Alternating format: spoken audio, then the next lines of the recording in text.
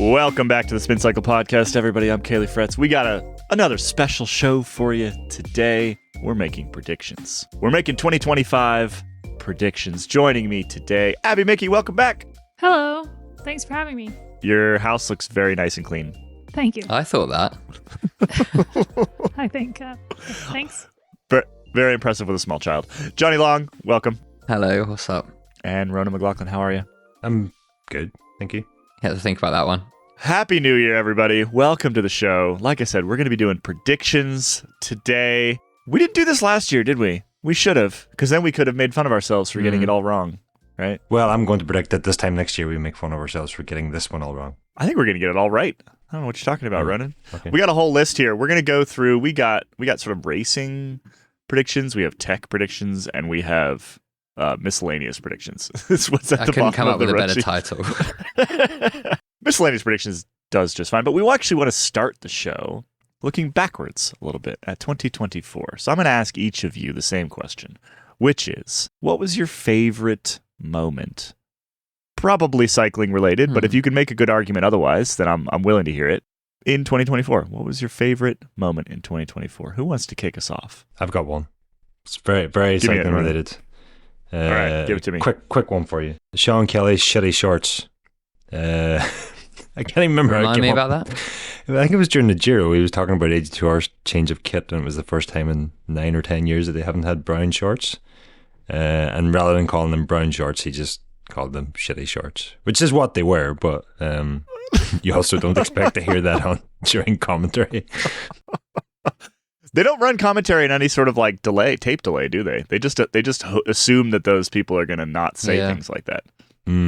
Which that's been proven a couple of times now. They do say stuff like that pretty regularly. Well, and Sean Kelly in particular is always notorious for that. You lead out by Roubaix.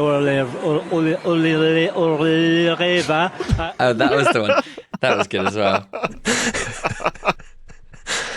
All right, Johnny, your favorite moment from 2024. So I looked back to see exactly when Miguel Angel Lopez got popped at Disneyland, but I think that was 2023. But luckily, I've got another Disneyland related thing that was my favorite, and it was when Tadej Pogačar was traveling to the Canadian one-day World Tour races and tried to escape the airport to go to Disneyland Paris because he had like a few hours like layover. And then Larrikin Luke, his press handler, told him that he couldn't do it because it wouldn't be sensible. Oh no, it was because he had to get his paperwork sorted, wasn't it? There was like a problem with his paperwork, and he was like, "Oh, I'm just going to go off and go to Disneyland Paris." And they're like, "No, it's not really how it works." But that was my favorite thing that I forgot had happened. I didn't realize that had happened. I'd never heard that before. Well, there you go. I hadn't heard that story. either. Was that in Spin Cycle and I missed it? Yeah, everything is. Oh. It's all just repurposed again and again and again. Do we think Larrikin Luke has a difficult job? Only when Ronan's bothering him with serious stories. Otherwise, not so much. There's a new, apparent Ronan's exclusive, which I'm now saying on his behalf. There's a new Luke who we'll have to get to know next year. Oh, really? Yeah. On the same team? On UAE? Yeah. George. Yeah. Luke George. George. No. Maybe he will just be called Luke George. His name's George. And he's a new PR person over there? Yeah. Wow. The audience really doesn't care about that at all. No, not at all. Not one bit. No, not even a little bit. Abby, what was your favorite moment from 2024? Mine isn't a moment so much as a many small moments that led into a moment. And I think unsurprisingly, it's Kasia Udoma's trajectory. After multiple years of no World Tour wins, to watch her win her first World Tour win in like 4 years at Flesh, and then kind of build confidence into the tour, and then the tour. I think I could probably sum it up in the one moment at the finish line where she just found out she'd won the tour. She was like crying on the ground with all of her staff, and then they were trying to shuttle her away to the press center or anti-doping or something. And she saw me, and the press scrum at the finish line is my worst nightmare. So I usually just kind of hang back and wait for an opening. And she saw me and she like stopped her bike and just yelled at me, "Abby, what the hell just happened?" And I was like, "You won the tour," and gave her a big hug. And that was probably, it was a good moment. That is an amazing moment. I was one of my options here was going to be essentially the last like 4 minutes of that race. Yeah. because it was maybe the best 4 minutes of racing of the entire. Yeah. I guess if best is sort of like the most hanging in the balance, and also the best kind of like narrative sitting behind it, and all these other things that were just sort of like coming together in that couple minutes where it was still really unclear. Because at least for me, prior to that, it felt like inevitable it was going to swing the other way, right? And then the last couple minutes is when it really started to sort of sit there. Anyway, that was one of my options. I like that Ronan and Johnny both chose like funny things, and I was like, and I couldn't think of anything. That's the perfect thing. Is everyone's gone for a different angle. It's balance. It's got to be your own thing. What's yours, Kaylee? Mine would probably be shooting 5 for 5 little targets in Belgium and winning Ian Treloar a stuffed phallus. Yeah. Or what about when he choked on his kebab and then took himself off to die? That was a good moment. No, I think actually, I genuinely the whole and I know you guys are gonna laugh at this and maybe not even believe me, but the Cav 35th day. No, that was a good day. No. That was a good day. It was a good day, and it was a good day for lots of different reasons. Like the fox was part of the Orangina, the flattened fox, the Orangina, which we hit in a bush and found, which we got out of. Did we get out of Larrick and Luke? Is that who we got it from? Who did we get it from? No, we got it from the Orangina people. No, but we were pretending. We were pretending to be UAE staff, and then they gave us an Orangina, a pilot of Orangina, and it was like a genuinely historic day, sort of within the sport. But then we had the worst dinner that night, though. Do you remember? We had the Turkish tea. No. And then we didn't have dinner. Yeah, there was no booze anywhere. Oh, that's a concerning sentence to say out loud. Anyway. It was a genuinely not particularly good dinner, though. No, it wasn't. That was the problem. Yeah. Well, ignoring that part, that was a great day. I think honestly, that was probably, if I didn't cover that many days on the ground this year. Like I don't travel as much to races as I did 10 years ago. It was basically just the Tour de France and the classics. And so if I think about the days where I was at a bike race and something incredible happened, that was it.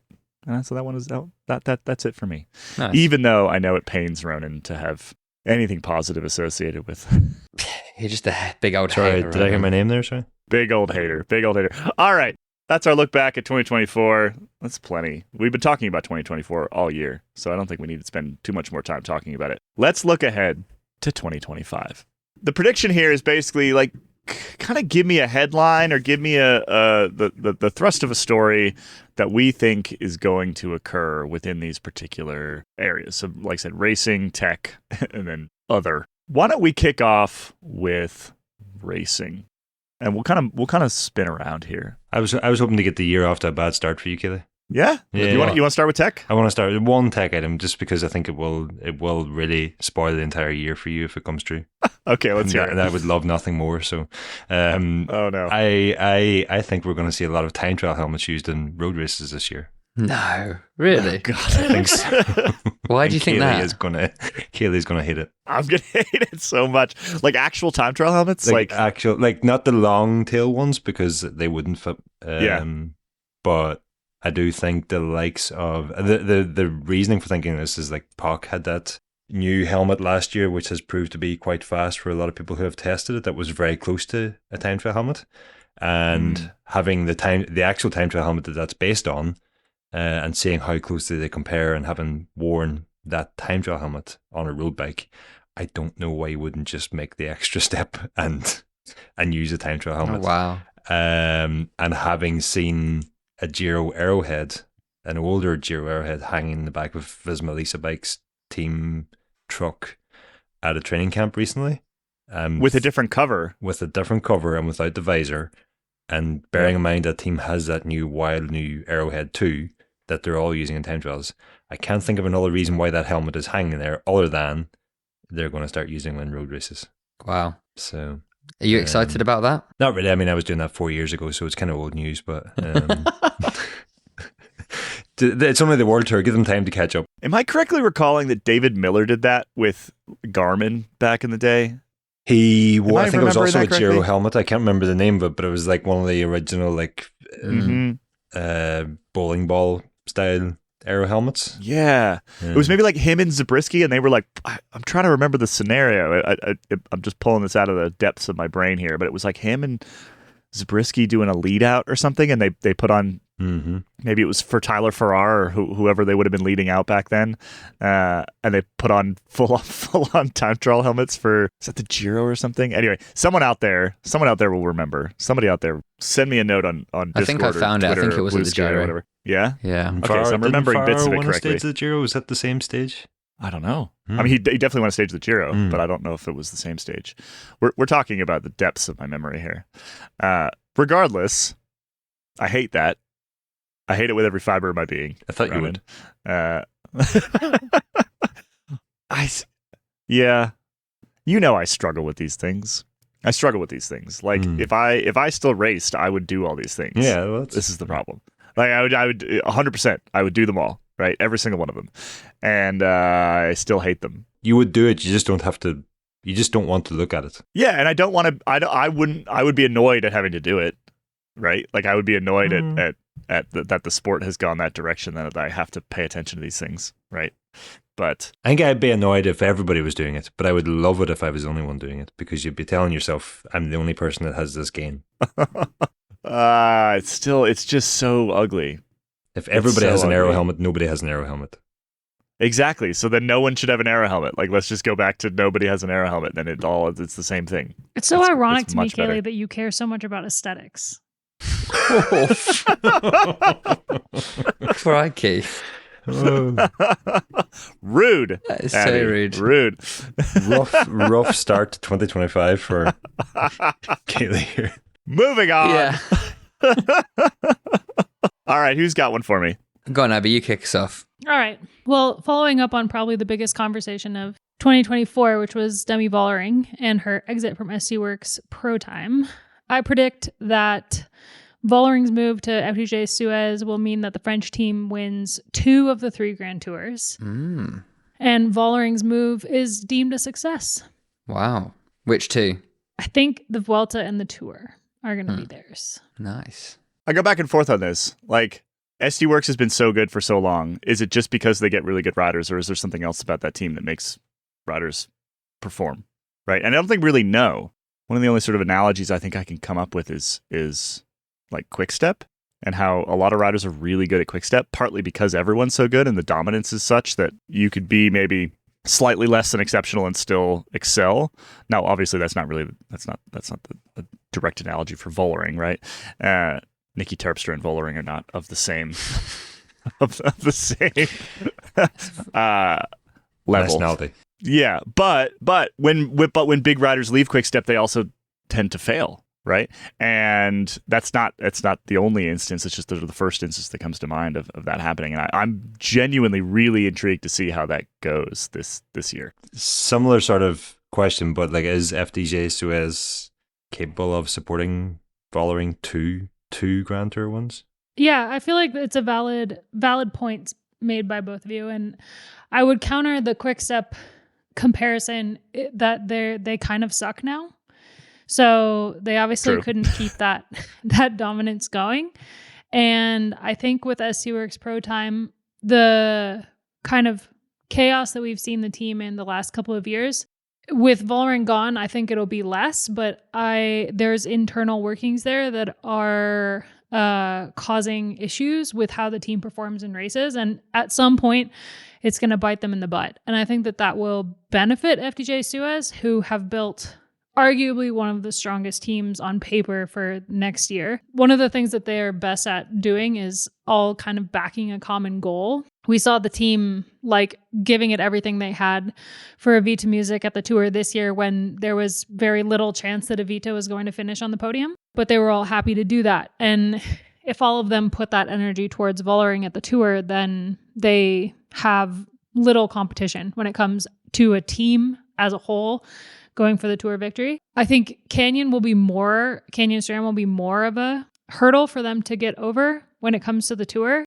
And SC Works Pro Time will be more present at the Vuelta, maybe with Van de Breggen, for example. But I do think that the climbing talent that FDJ Suez has, and the way the team runs as a whole, and Vollering's just skill and power. Vollering just needs someone to tell her how to race her bike. And she's got Lars Boom going with her to FDJ Suez. So they've got a really good DS. They have a really strong team, and Vollering is very, very talented. So I think all of those things, if they are able to kind of harness everything together, then the Vuelta and the Tour is theirs. And the reason I think it's the Vuelta and the Tour is because I said this on Wheel Talk at the end of the 2024 season, but I think that they'll take the same team to both to make sure that they iron out any issues they have internally within the team. And if the team can do it at the Vuelta, then they're going to do it at the Tour. What's the time gap between the two next year? The Vuelta is second week of May, maybe. Yeah. Tour is last week of July. The Tour, women's tour, overlaps the last stage of the men's tour. Right. How real is the beef between Vollering and Kopecky / SD Works? And do you predict that the beef is going to spill over in any sort of way? Or do you think everyone will be able to keep a lid on it? The beef is really real. I think we're going to see it in the Love racing. it. Yeah, for sure.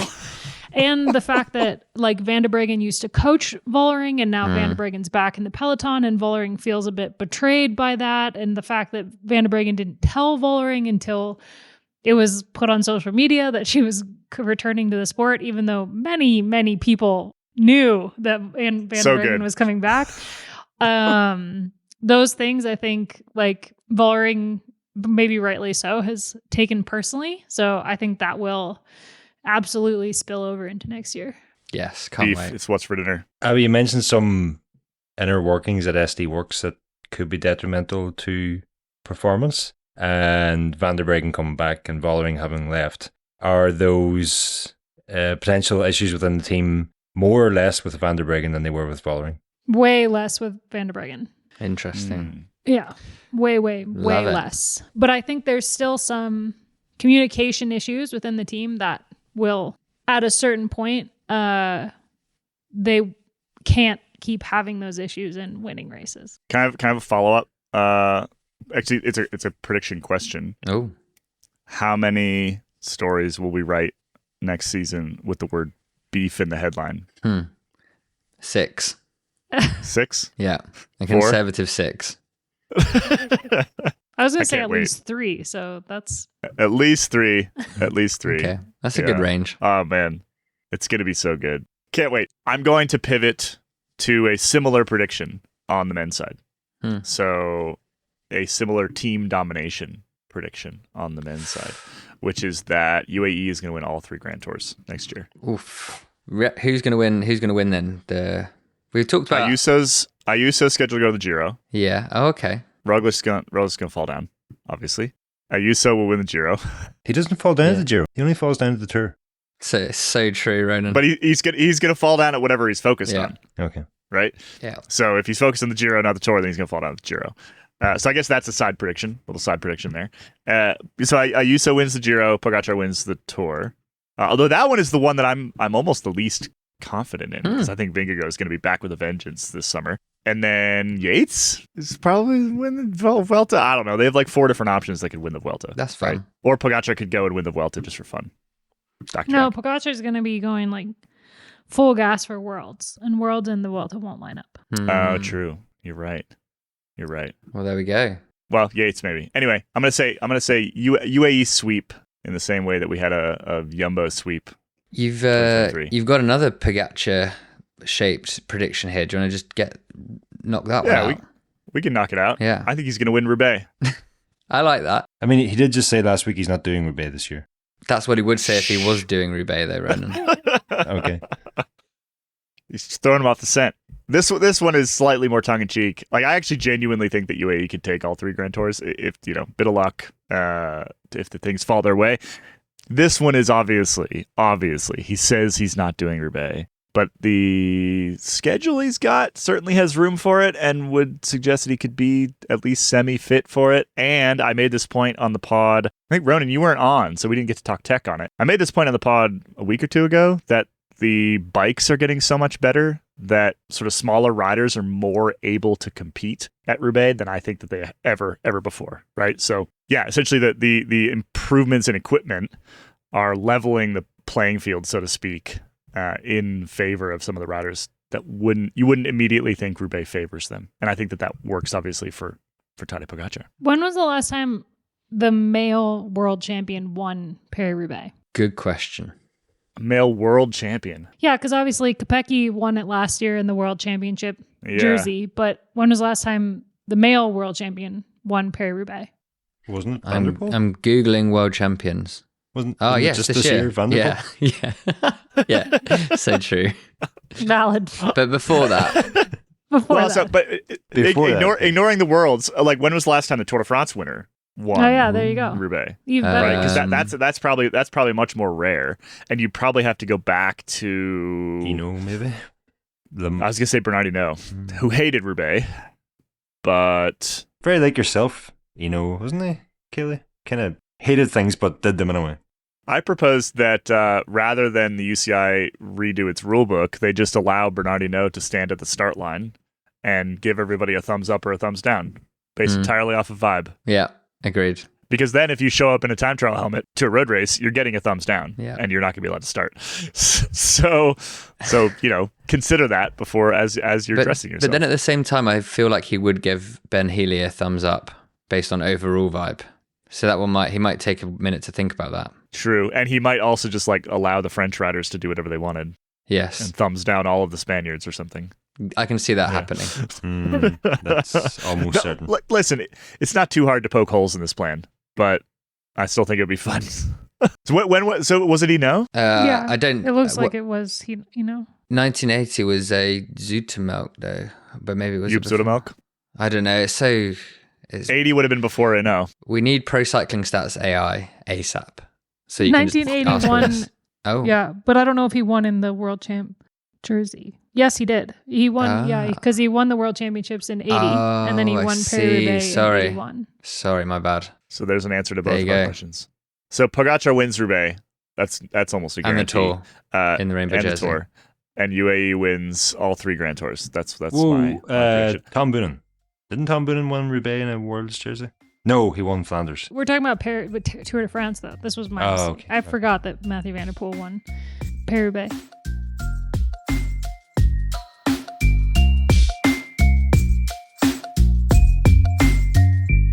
Should we do a tech one? Let's keep moving to a tech one here. So Yeah. Ronan, you've got a couple more in here. This one I don't hate as much. In fact, I like it, which is really confounding if you're trying to understand my perspective on things. The return of the true Aero bike. Explain this. The revenge. Yeah. We always said that's what they should call it. Yeah. Right? If they don't call it the revenge, if that bike, we're talking as if we know that bike's happening. I've not heard any indication that bike is happening, but I heard a bunch about it happening 2 years ago, and then it never showed up. Yeah. Yeah. Which is interesting because if it didn't show up because sales plummeted in that time, generally in the industry, presumably whatever you would come up with in terms of a dedicated aero bike would be out of date by now, considering advancements in the past 2 years. Anyway, getting a bit off topic. We're talking about the Specialized Venge. We're talking about the Specialized Venge coming back. And the prediction is that we will see a full return of the dedicated aero bike from several brands in 2025. I mean, we just saw it from Colnago, Yep. right? Yep. It's like a 7.5 kilo bike that is probably going to win the Tour de France next year. That I'm less certain of, but it's definitely a dedicated aero bike. What, you don't think he's going to ride it, or you don't think he's going to win? Both. Whoa. Whoa. Who wins the Tour next year then, Ronan? We're going to side Um, prediction here. Sean Kelly. Actually, no, hold it. We'll do some major predictions. We'll do some actual predictions on that front at the end of the show. Okay. Okay. Yeah. All right, so explain why. Why are we going to see the return of Aero, of like full-on Aero road bikes? Because everything in recent years has been you can get it all with one bike. That's been the idea, right? Everything It's in light recent years and has it's been fast bullshit, is what you're trying to say. Yeah. Yes, It's okay. all compromise. Yes. And now the brands realize that there's actually money to be made in having a dedicated aero bike because everybody else has got rid of their dedicated aero bike. And so all at once, they're all going to start making dedicated aero bikes again. Great. But also, like, a less cynical view on it would be that actually the relaxation in the UCI rules about 3 years ago, we're about to see the result of that coming through in new model years that are about to be released, and also just like the increase in speed at races. The faster you go, the more relevant aerodynamics is, and on top of that, just all the advancements in terms of Aero understanding, I'm going to say, just to keep it relatively brief. If I go down that rabbit hole, we could be here for all 194 hours on my SD card. So we'll dodge that one. I like that as a prediction. So how will we be able to tell? So if like, will we look at the Tour de France, and I mean, the last couple of years, the vast majority of riders have been on some sort of, I would call it, like a compromise bike, right? Like an all-rounder. You could say an all-rounder. Yeah. Are we going to see significant shift back into the direction? Like at something like the Tour? I think we will see. You've got the Colnago. I said on the Geek Warning podcast that I predicted another 3 dedicated aero bikes in 2025. And so I guess if we see another 3, then we know this prediction has come true. All right. Clip it. We'll check at the end of the year. Who wants to go next? Should we go back to racing? Yeah, Let's get one from I'll you, jump Johnny. in with one. Remco Evenepoel finally leaves Soudal Quickstep. Basically, we have one big drama per year, right? So this in 2024 it was Tom Pidcock. Yep. The year before it was Roglic when he left Bora, and Sepp, and that whole Vuelta thing. Looking to 2025, where are the big puzzle pieces? Where's the friction? We've got Patrick Lefevre has finally left Soudal Quickstep as CEO, who feels like the person who really wanted to hold on to Remco based on I don't know, just he wanted to have him and didn't want anyone else to get to have a Remco. Didn't want to be beaten. I think as they transition from sort of discovering fire and being run by a caveman, and they delve into like things like science and financial spreadsheets and the like, they're going to realize they can sell a Remco Evenepoel to an Ineos or a Red Bull Bora Hansgrohe for a lot of money that then keeps the team going for a lot longer than a Remco Evenepoel would do if he ran out his contract. I mean, I just can't see a team that's not one of the super teams financially hanging on to one of only a couple riders who could potentially win a Grand Tour. Exactly. And, right. Quickstep have tried to build a team around Evenepoel, but it's nowhere near Visma Lease Bike or UAE Team Emirates. Ineos Grenadiers probably still have the riders just about to support a Remco Evenepoel. I think Red Bull Bora Hansgrohe is probably more likely because Roglic will be, his contract's up soon. 2026 maybe? It might even be the end of this year, but Remco Evenepoel finally in another team kit. I like this as a prediction. So the real prediction, Johnny, is that Evenepoel will be at the center of next year's controversy. Yeah, it's been bubbling up. Yeah. We've had a lot of like false flags on like whether he's leaving, whether he's going, when there have been talks going on, and then next year will be at the time it finally all comes to a head. Can I say that I think that would be even more fun than Tom Pidcock?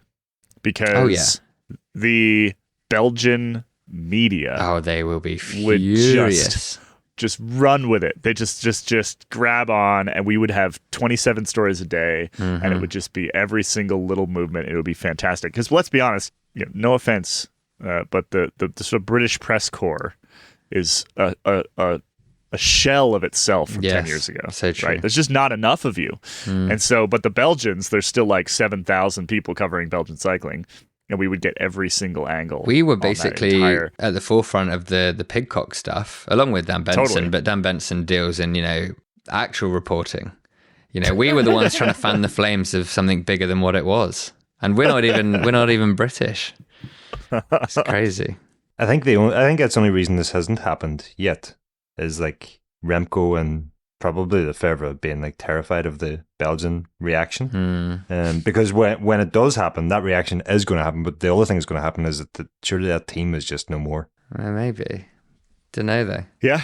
Could be. Yeah. I mean, now they've shifted entirely. Anyway, yeah. That's enough on this prediction. We can't spend too much time on each one. Yeah. I like that. Evenepoel will be at the center of next year's transfer controversy. Like you said, there's always one. That's the one we can look forward to. Abby? Yeah, I want to hear about Abby's one about Lorena Wiebes because that surprised me. Lorena Wiebes was incredibly dominant in sprinting the last couple of years. She's won stages at the Tour de France in 2022 and 2023, but she was unable to win a stage of the Tour in 2024. And she was dominant in pretty much every sprint she lined up in, almost unbeatable. But she was beaten in stage 2 of the Tour de France Femme, fair and square, in a sprint by Charlotte Kool. And I think we're going to see a lot more of that in the coming year. I think Kuhl is only going to get better.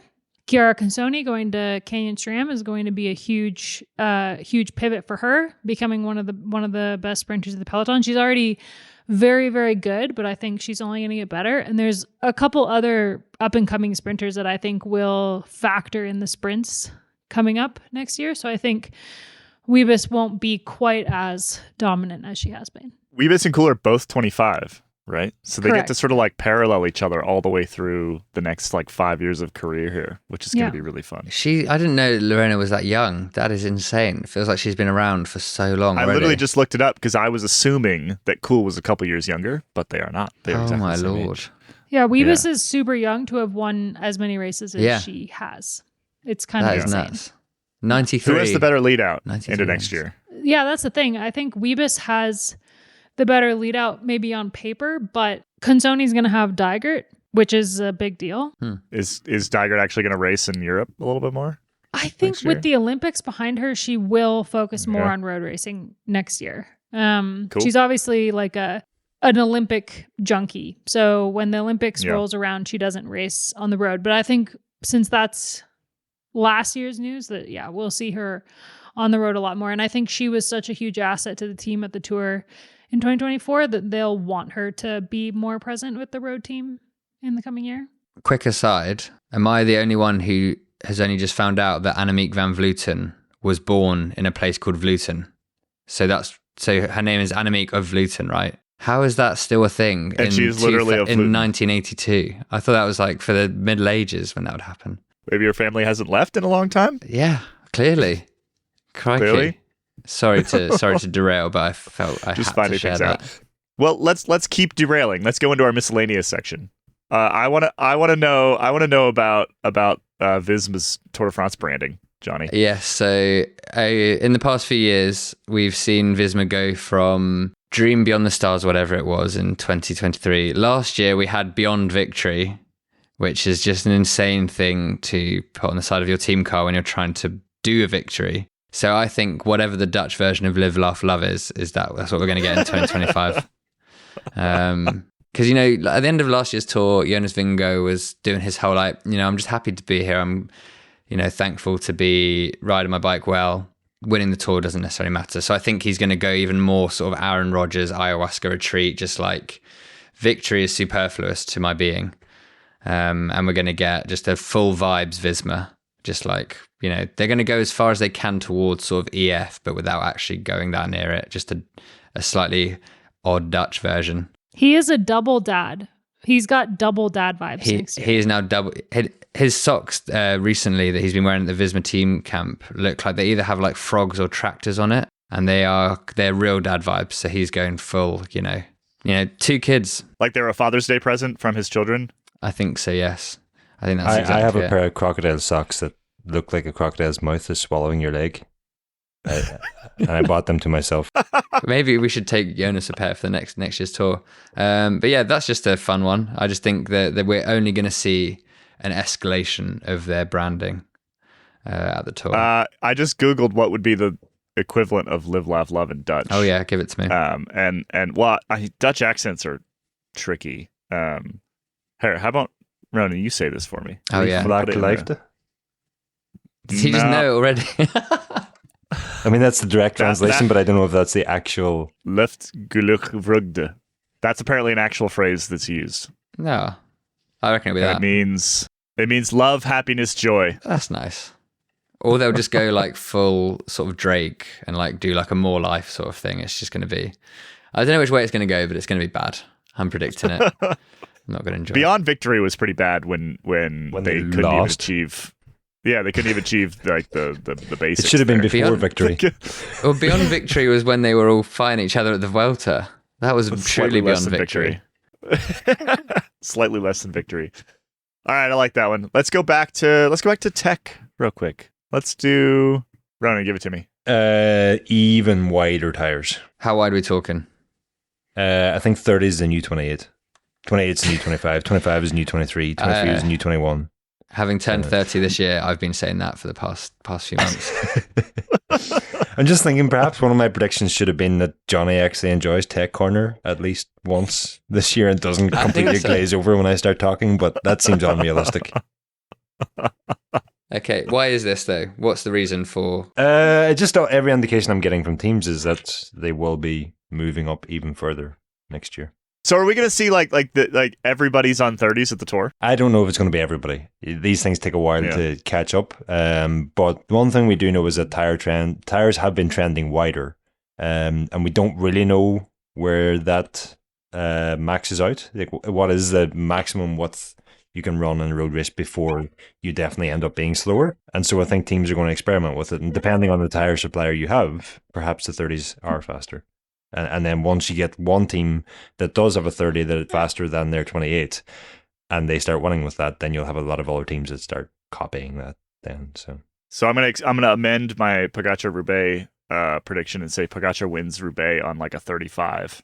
35 is very positive. I'm trying to think. The Continental is there's a 35 or a 36, but yeah, they make a tire round about that. Something width. in that. Yeah. Something in that region. Yeah. Which again, if you run a tire that big, all of a sudden, it's not that the cobbles get easy, but it's a lot more feasible for someone like him to do it, I think. The one thing to bear in mind there, though, that nobody seems to have realized is that there is, because when your tire gets wider, it also gets taller. Like Pirelli make a 40 millimeter P0, and I don't think even Pirelli realized this because I asked them and I kind of got a blank look in response. But that 40 mil tire, if you measure the outer diameter of it, is taller than what the UCI permits. The UCI probably don't realize they have a rule excluding 40 millimeter tires, but they do. So we're not going to. There's the max. We know nobody is going to run a 40 because now I've just told the world that there is actually a rule banning 40 millimeter tires. What is the max then? Is it like 37? 700 and something millimeters. 728 or 730 or something. How do you know these things off the top of your head? It's so stressful. I read look at the UCI regulations to get him to sleep. Yeah. I'm trying to wrap my head around the fact that you can just like pull a team out of midair and know what tire sponsor that they have. I'm trying to imagine how you wouldn't know and that. now you're spouting off this information. I've just screenshotted the 4 faces that we're currently looking at right now, and I'm going to be putting it on Discord because the people need to see, because it was superb. Johnny appears to be attempting to remove his right eye from his face, and Abby's just stabbing herself in the eyeballs. So, and I am blissfully unaware. I enjoyed that. I've enjoyed the tech items so far. New year, new me.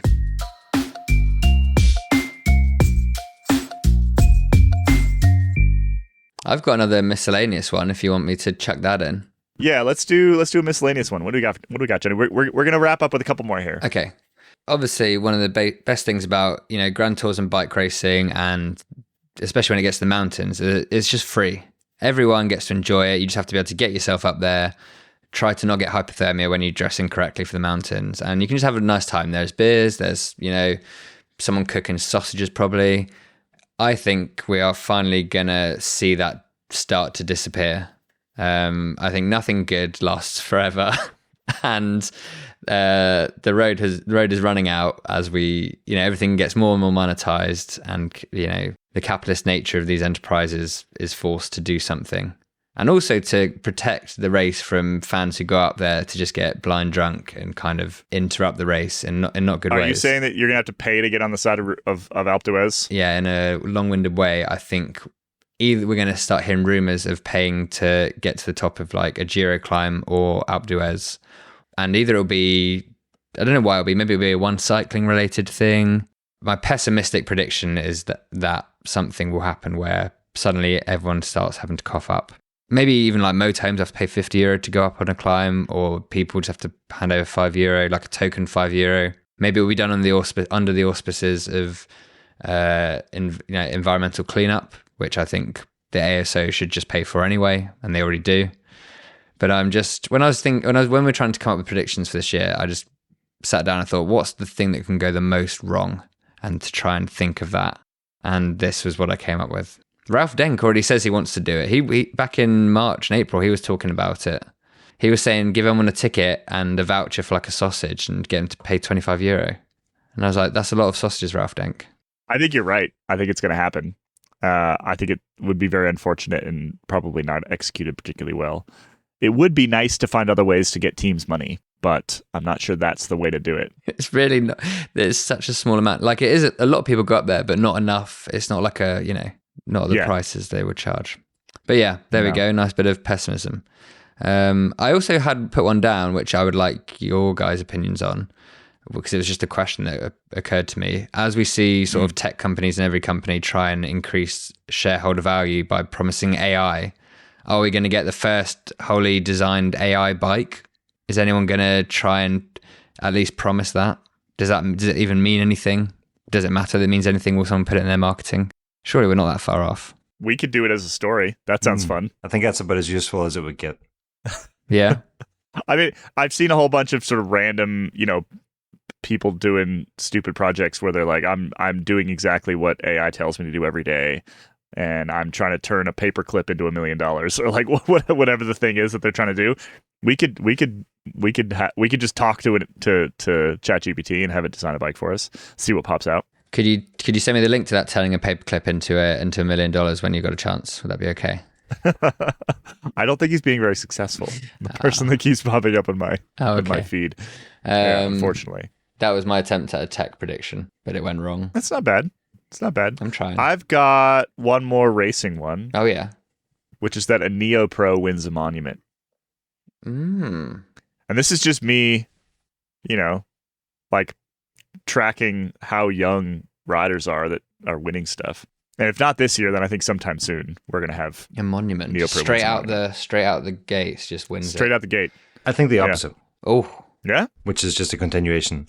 But I think it's just like an overreaction. Like everybody's so afraid of missing the next Pogačar that they'll sign Luca here, who's just over a year old on a 10-year contract, just on the off chance that he might turn into a good cyclist.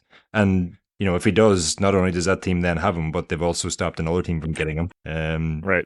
And so there obviously will be good young riders, but there only is. He's trying to tell me I'm wrong, but he's saying Visma Lisa bike. Visma Lisa bike. No. All of the money, child.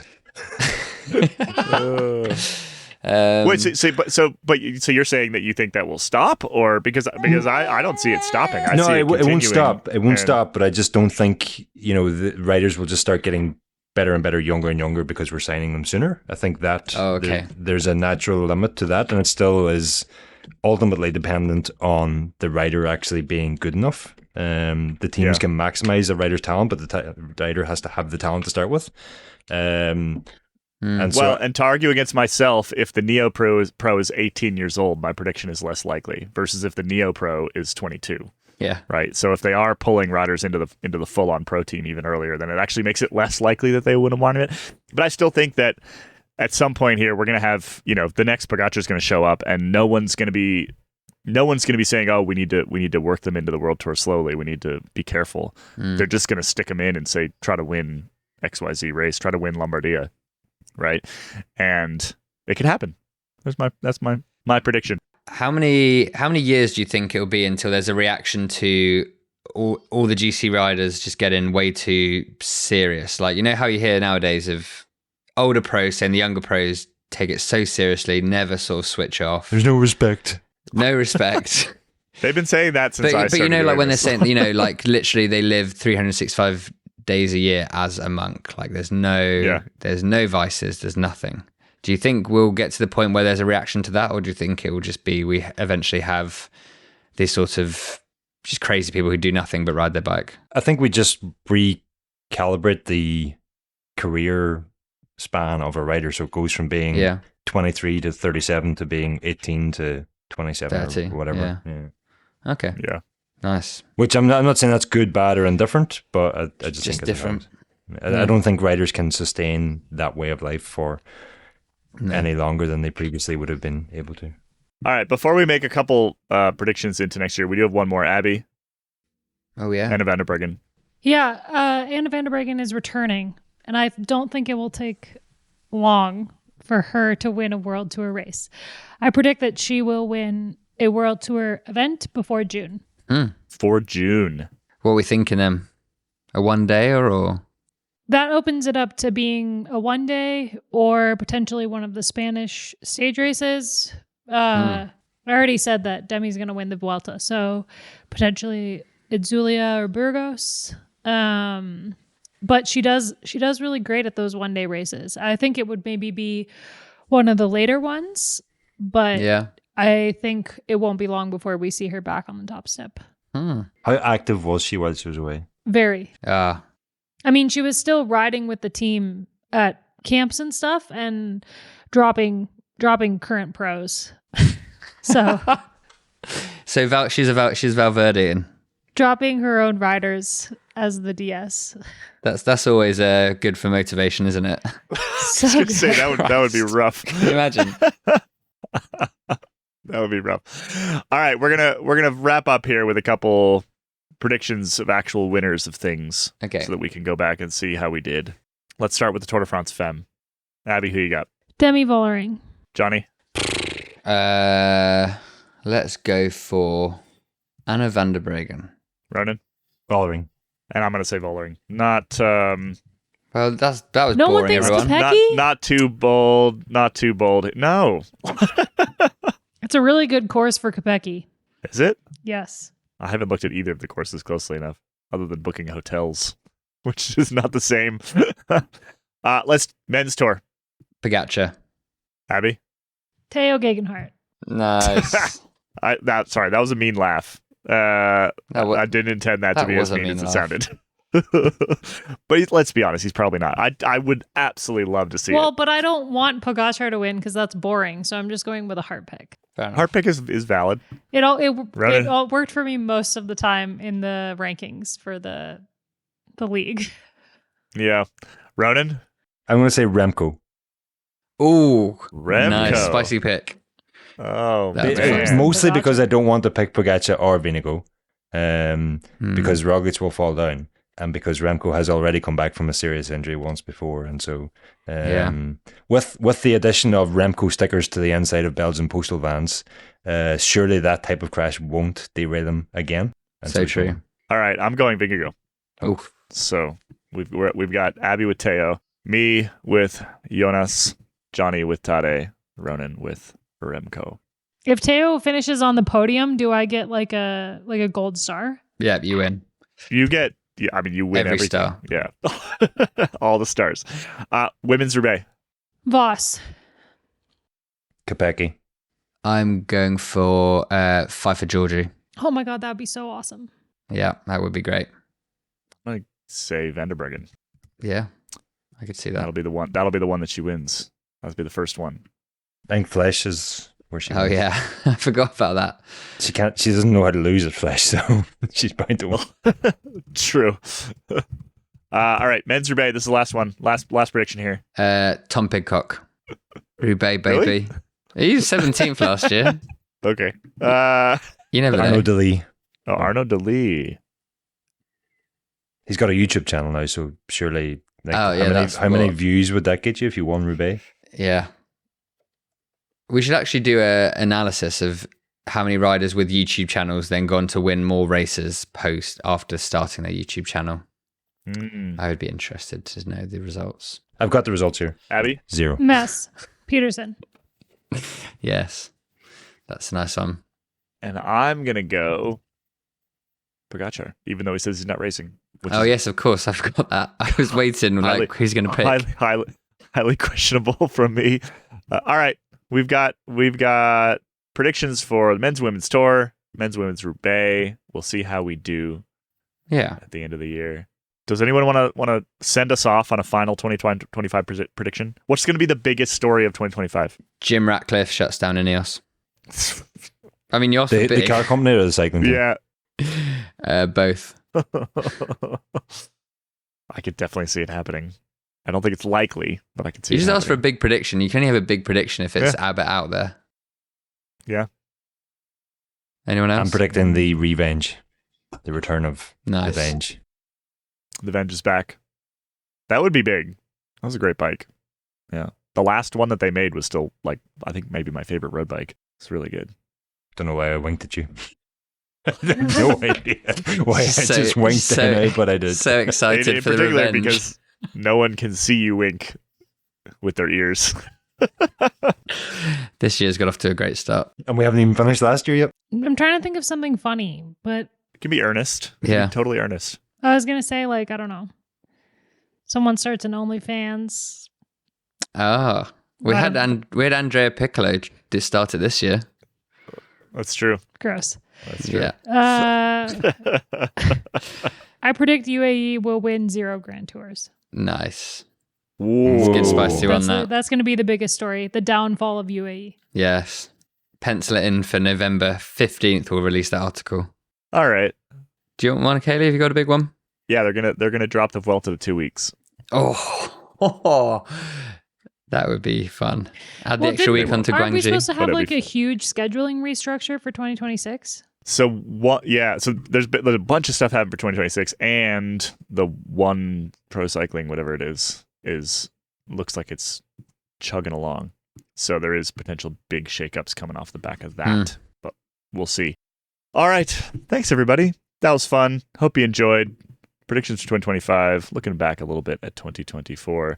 We'll be back next week with another regular episode of the Spin Cycle Podcast. Can't wait to drop into another year of bikes. Thanks for being a member, all of you out there who are members. If you are not, head to escapecollective.com/member. Sign up. Support what we do here on the pod. Thanks, Abby. Thank you. Thanks, Johnny. See you later. Thanks, Luca. Wow. How funny Dada. is it that two sons of Escape members are named Luca? Yeah. We've got double Lucas. Not even Escape members, Escape staff. Or Escape staff, yeah. There's only like 10 of us on staff. I also realized recently that, and Phil beat me to this, Phil Gold. You guys remember when we worked with Phil Gold? I know Phil, yeah. How could I forget? Yeah. Phil's son is a Remy. So we have 2 Remys too. Whoa. We have double Remys. Everyone's doubling up Yeah. on the names. Doubling up. All right. We'll see you next week. Thanks for listening, everybody. Bye-bye.